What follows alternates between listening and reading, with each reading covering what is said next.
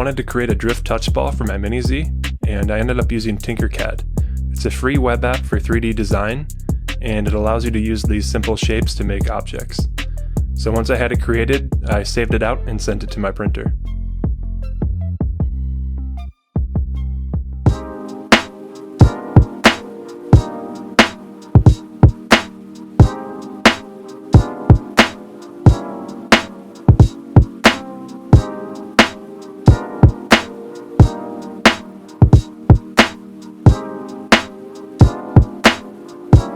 After about 2 hours, it was done.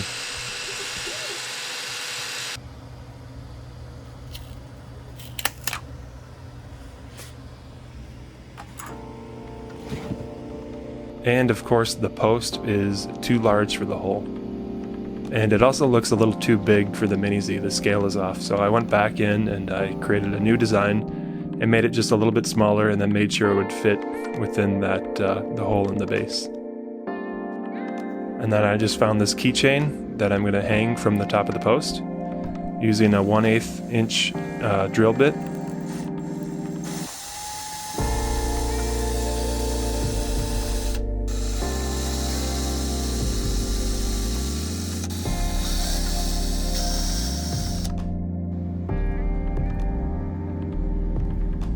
And then it fits perfectly through there, and then the top of the chain actually holds it in place so it doesn't fall all the way through.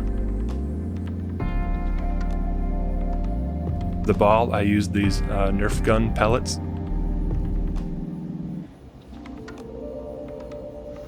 And then just trimmed the chain to size and then put another hole in the ball.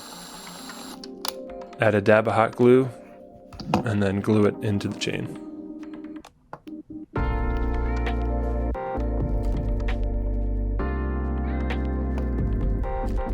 Another dab of hot glue on the post.